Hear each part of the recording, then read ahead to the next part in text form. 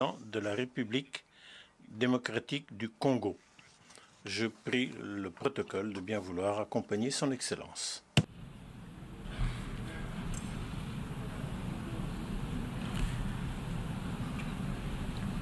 On behalf of the General Assembly, Au nom de l'Assemblée générale, j'ai l'honneur de souhaiter la bienvenue à son Excellence Félix Antoine Tshisekedi Tshilombo, président de la République démocratique du Congo, et je l'invite à s'adresser à l'Assemblée. Excellence, à vous. président de l'Assemblée générale des Nations unies,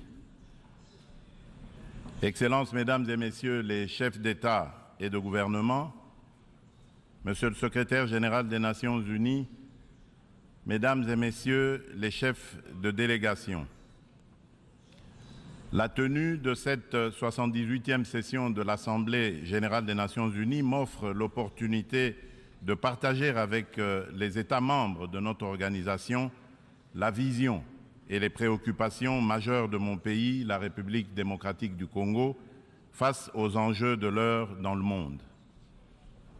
Cependant, en avant-propos, je voudrais féliciter son Excellence M.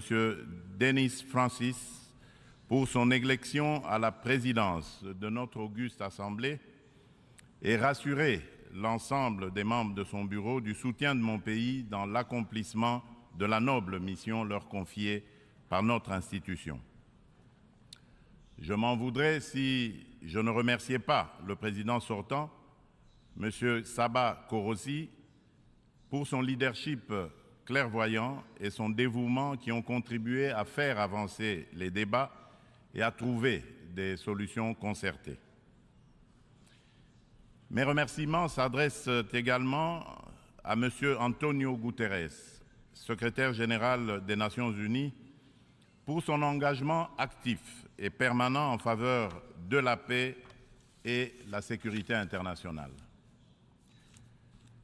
Monsieur le Président, pendant que se tient ici à New York cette session, le peuple marocain n'a pas encore fini de pleurer ses victimes ni guéri ses plaies par suite des puissants tremblements de terre survenus dans la nuit de vendredi 8 au samedi 9 septembre en cours, causant la mort de plus de 3000 Marocains, en blessant au moins 5000 et détruisant plusieurs villes et localités du royaume.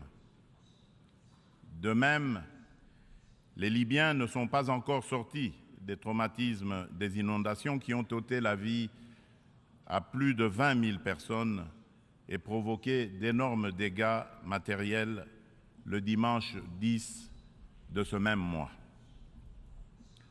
Le peuple congolais salue la mobilisation de la communauté internationale pour secourir ces peuples frères du Royaume du Maroc et de la Libye.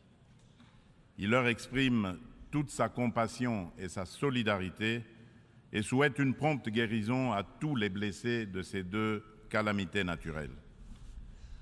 Monsieur le Président, au-delà de déplorer ces calamités naturelles, l'actuelle session de l'Assemblée générale se tient à une période exceptionnelle de notre histoire où le monde est confronté à des situations graves qui menacent l'existence même de la nature humaine. À la guerre en Ukraine qui entraîne la crise alimentaire, marquée par une flambée des prix et une pénurie de denrées de première nécessité, s'ajoute l'aggravation des effets du réchauffement climatique, des conflits armés qui continuent à faire rage ci et là. Ces crises qui se renforcent mutuellement mettent au défi le système multilatéral et la coopération internationale. Or, maintenir la paix et la sécurité internationale, garantir la justice et les droits humains, favoriser le progrès social, instaurer les meilleures conditions de vie, sont en effet des vœux unanimes et intemporels de tous les peuples du monde qui doivent par conséquent demeurer au centre de notre action collective suivant une approche réellement multilatérale et inclusive.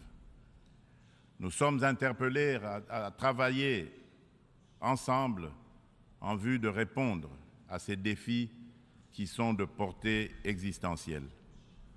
C'est pour cette raison fondamentale que je salue la pertinence du thème central annuel de cette session, intitulé « Rétablir la confiance et raviver la solidarité mondiale, accélérer l'action menée pour réaliser le programme 2030 et les objectifs de développement durable en faveur de la paix, de la prospérité, du progrès et de la durabilité pour tous. » Cette thématique place les valeurs de solidarité et de confiance au cœur des facteurs de la relance et l'accélération des solutions aux défis mondiaux étroitement imbriqués afin que faire progresser la paix, la sécurité et le développement durable. Ces deux valeurs prennent tout leur sens dans le contexte de crise que nous vivons aujourd'hui. À ce sujet, il est essentiel de rappeler qu'à mi-chemin vers l'atteinte des ODD en 2023, sous l'effet conjugué des catastrophes climatiques, des conflits récurrents, de la récession économique et des effets persistants de la pandémie de Covid-19, les inégalités et la pauvreté se sont aggravées. La faim et la malnutrition sont en augmentation. Les besoins humanitaires et les déplacements de population atteignent des niveaux records. Et les catastrophes climatiques et environnementales plongent le monde dans un risque systémique et existentiel des plus graves. Pour venir à bout de ces fléaux qui sont des menaces réelles à la paix et à la sécurité internationale, ainsi qu'un obstacle majeur à la prospérité et au progrès des nations, il est évident que la mutualisation des énergies et une approche multilatérale dans la confiance réciproque et la solidarité sont des atouts majeurs et indispensables. Monsieur le Président, le maintien de la paix et de la sécurité internationale constitue le fondement et l'objectif primordial de la création de l'Organisation des Nations Unies. Ceci requiert plus de détermination et d'engagement de tous face à toute menace contre la paix et la sécurité dans le monde. Les peuples africains ne comprennent pas souvent l'attitude équivoque, la politique de 2 poids, 2 mesures, les ambiguïtés et atermoiements de notre organisation, plus particulièrement de son Conseil de sécurité, dans certaines crises politiques et sécuritaires qui sévissent en Afrique, parfois depuis plusieurs décennies. C'est le cas notamment de la crise oubliée du Sahara occidental qui déchire 2 pays frères, l'Algérie et le Royaume du Maroc, et dure depuis plusieurs décennies. C'est aussi le cas de celui du Mozambique, victime d'attaques terroristes meurtrières depuis environ une décennie dans la province de Cabo Delgado. C'est la situation en Afrique de l'Ouest, dans la région sahélo-saharienne, où les troupes des Nations Unies se retirent, laissant derrière elles le souvenir de l'inachevé, alors qu'elles incarnaient tous les espoirs de libération des peuples des pays concernés des griffes du djihadisme. La République du Soudan n'en fait pas exception. Elle s'enlise dans une guerre civile meurtrière, opposant depuis l'année dernière les militaires fidèles au président Abdel Fattah al-Burhan aux forces paramilitaires de soutien rapide qui sont sous le commandement du général Mohamed Hamdai Dagalo. Cette guerre a déjà causé beaucoup de morts et d'importants dégâts matériels. La communauté internationale est quasiment indifférente à la tragédie soudanaise. C'est ici le lieu d'aborder une question d'une importance capitale pour la République démocratique du Congo et pour la consolidation de la paix dans notre région. Il s'agit du retrait de la mission de l'Organisation des Nations Unies pour la stabilisation en République démocratique du Congo, la MONUSCO en sigle, de notre territoire. Après plus de 2 décennies de présence, il est temps pour notre pays de prendre pleinement son destin en main et de devenir le principal acteur de sa propre stabilité. Nous sommes reconnaissants envers la communauté internationale et les Nations Unies pour leur soutien et leur partenariat, mais nous sommes également conscients que le retrait progressif de la MONUSCO est une étape nécessaire pour consolider le progrès que nous avons déjà réalisé. Cependant, il est à déplorer que les missions de maintien de la paix déployées sous une forme ou sous une autre depuis 25 ans en République démocratique du Congo n'aient pas réussi à faire face aux rébellions et conflits armés qui déchirent ce pays et la région des Grands Lacs, ni à protéger les populations civiles. Aussi, le projet de retrait échelonné, responsable et durable de la MONUSCO, annoncé depuis 2018 et dont le plan de transition a été adopté en 2021, devient-il anachronique au regard de l'évolution des contingences politiques, sécuritaires et sociales actuelles. Il est donc illusoire et contre-productif de continuer à s'accrocher au maintien de la MONUSCO pour restaurer la paix en République démocratique du Congo et stabiliser celle-ci. Par ailleurs, l'accélération du retrait de la MONUSCO devient une nécessité impérieuse pour apaiser les tensions entre cette dernière et nos concitoyens. Il est temps pour mon pays d'explorer de nouveaux mécanismes de collaboration stratégique avec les Nations Unies, davantage en phase avec nos réalités actuelles. C'est pourquoi, en ma qualité de garant constitutionnel de l'intégrité territoriale, de la souveraineté et de l'indépendance de mon pays, de la bonne tenue de notre nation ainsi que du bien-être de mes concitoyens, j'ai instruit le gouvernement de la République d'entamer des discussions avec les autorités onusiennes pour un retrait accéléré de la MONUSCO de la République démocratique du Congo, en ramenant le début de ce retrait progressif de décembre 2024 à décembre 2023. Tel est le sens de la démarche actuelle de notre gouvernement, qui a adressé un courrier au président du Conseil de sécurité des Nations Unies en date du 1er septembre 2023, sollicitant l'accélération du retrait de la MONUSCO. En sus du retrait accéléré de la MONUSCO, la République démocratique du Congo réitère sa demande au Conseil de sécurité de l'ONU de sanctionner toute personne physique et morale reconnue comme auteur, co-auteur et complice, matériel et intellectuel des crimes de guerre et contre l'humanité, ainsi que des violations graves des droits de l'homme, du droit international et de la Charte des Nations Unies sur le territoire congolais. Il est injuste et inadmissible que des personnes citées comme responsables des crimes graves susmentionnés dans les différents rapports des experts de l'ONU elle-même sur la situation sécuritaire en République démocratique du Congo restent impunis dans le silence total de notre organisation et de ses membres qui placent pourtant la lutte contre l'impunité parmi leurs priorités en matière de gouvernance interne et externe.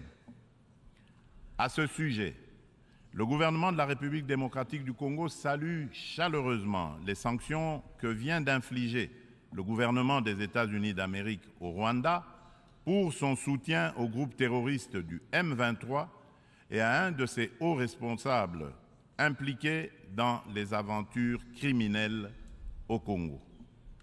Pour rappel, ce groupe terroriste supplétif du Rwanda ne respecte aucun des engagements conclus par les chefs d'État de la région dans les cadres des processus de Luanda et de Nairobi.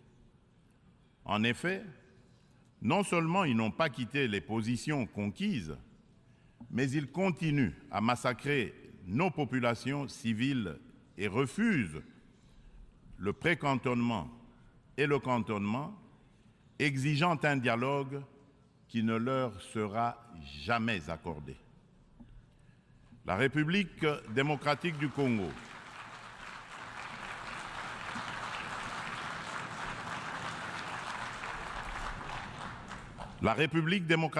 Congo espère que les autres États suivront ce bon exemple montré par les États-Unis d'Amérique de soutien à la lutte commune contre l'impunité et au triomphe des idéaux de justice et de solidarité entre les peuples.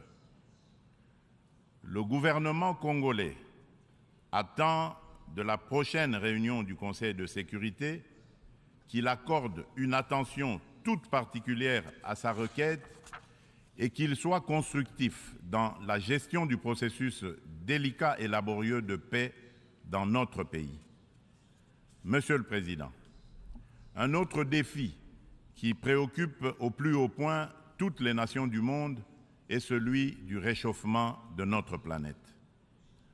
Point n'est encore besoin de rappeler que l'augmentation de la température depuis quelques décennies affecte la vie de toute l'humanité et nous préoccupe tous. Cependant, force est de relever qu'en dépit des proclamations de foi des pollueurs en faveur de l'arrêt de l'émission des gaz à effet de serre, de multitudes de forats organisés à travers le monde pour combattre ce fléau, dont les 27 COP, conférence des pays membres de la Convention de l'ONU pour la lutte contre les changements climatiques, et de multiples résolutions et recommandations adoptées à ces différentes instances, le réchauffement de la planète est loin de se maintenir à 1,5 degré Celsius. Bien au contraire, à la COP 27 tenue à Sharm el-Sheikh, en Égypte cette année, des inquiétudes se sont manifestées sur une tendance à la hausse de cette température. Ce constat peu rassurant appelle sans doute à la revisitation de nos approches et des politiques adoptées.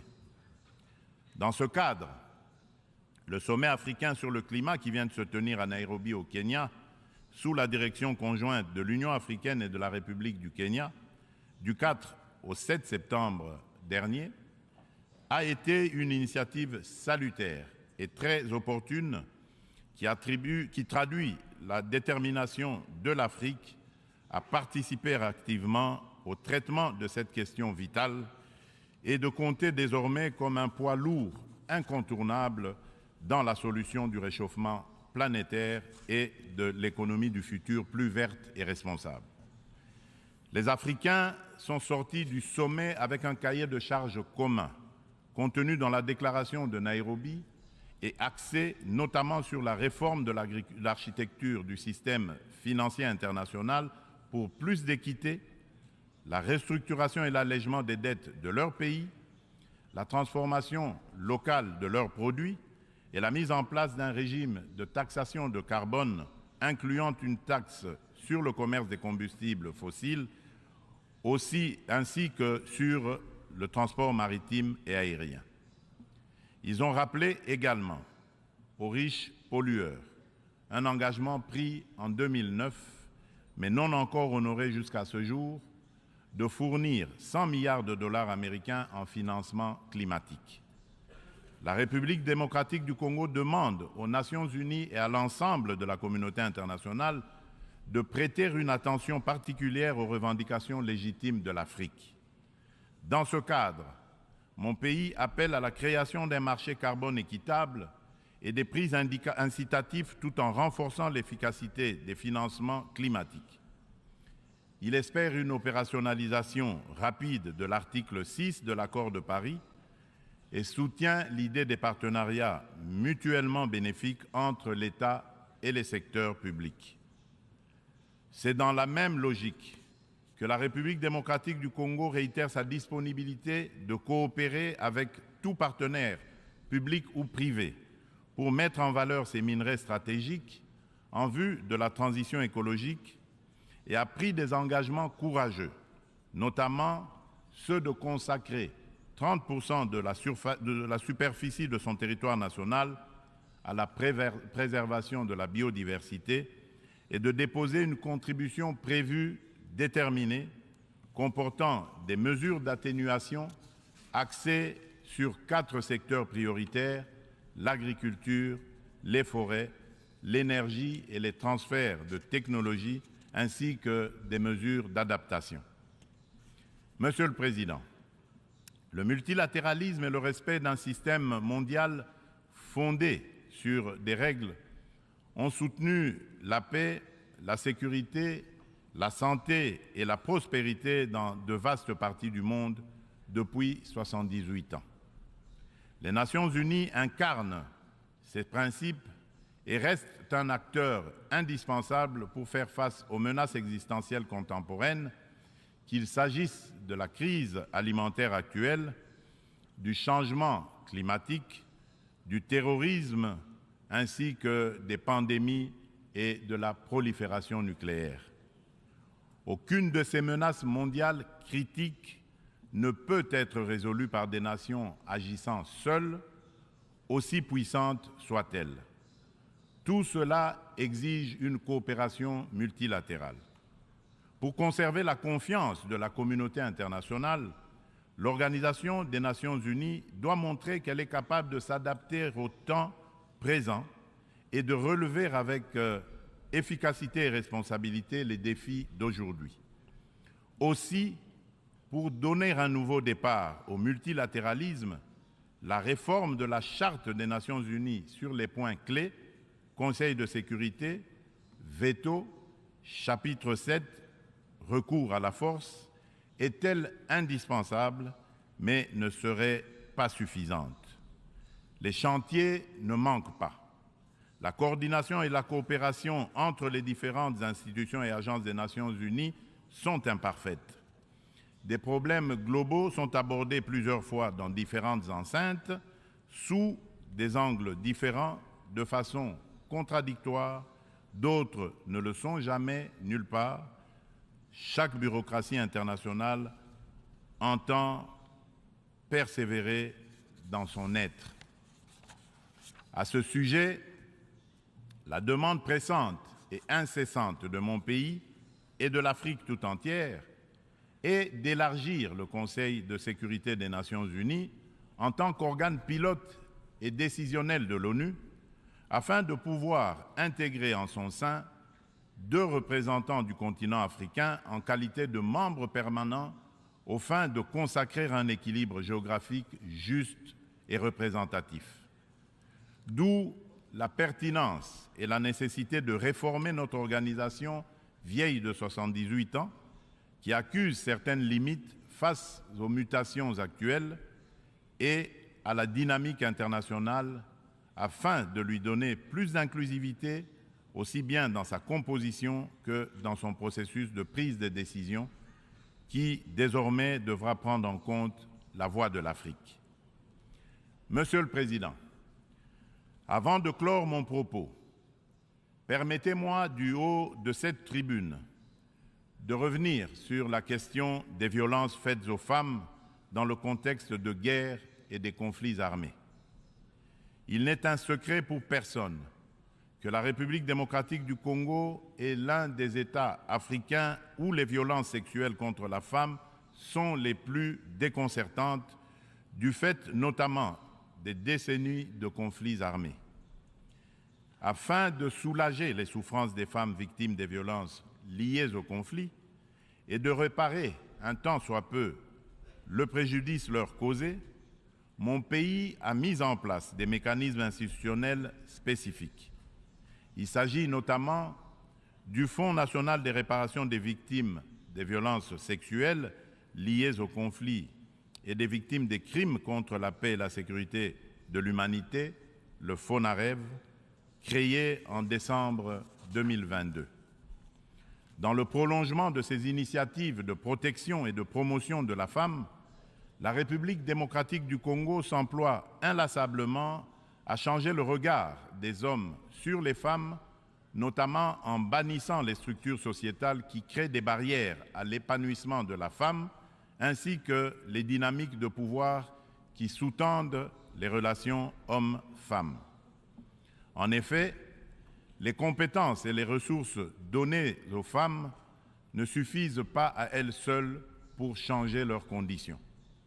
Il est indispensable, en plus, de changer les dynamiques sociales au sein des couples, des familles et des communautés.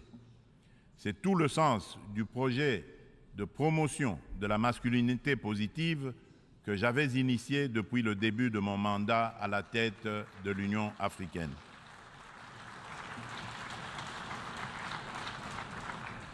Monsieur le Président de l'Assemblée générale des Nations unies, Excellences, Mesdames et Messieurs les chefs d'État et de gouvernement, Monsieur le Secrétaire général des Nations unies, Mesdames et Messieurs les chefs de délégation, pour conclure, je voudrais confirmer une fois de plus qu'à la fin de cette année, des élections générales seront organisées en République démocratique du Congo dans les institutions à mandat électif jusqu'au niveau des communes. En vue de garantir leur succès, toutes les parties impliquées se mobilisent activement.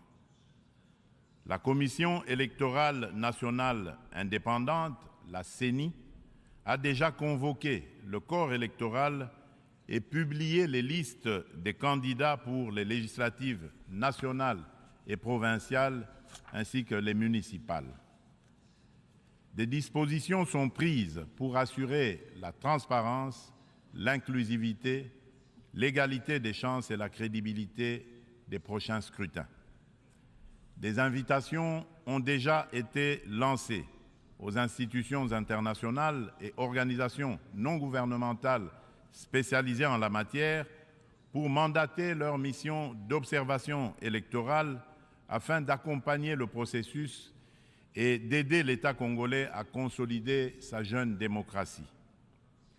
L'ONU est invitée aussi à y jouer un rôle important par ses institutions spécialisées. Le gouvernement congolais remercie déjà celles des institutions et ONG invitées qui sont déjà à pied d'œuvre. La République démocratique du Congo reste convaincue que l'ONU reste le cadre le plus approprié pour discuter de l'avenir de notre planète et des relations aussi bien entre les peuples qu'entre les États. Suite à la tenue d'élections démocratiques et apaisées au Zimbabwe, je lance un appel pressant aux Nations unies de mettre tout en œuvre pour obtenir la levée immédiate des sanctions contre la République du Zimbabwe et son peuple.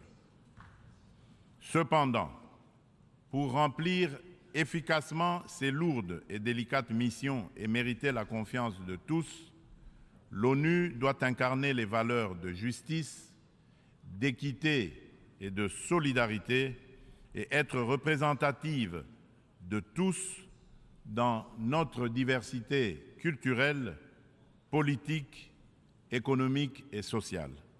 C'est là tout le sens de sa réforme sur laquelle les Africains ne cessent de revenir et du combat que nous devons tous mener. Je vous remercie.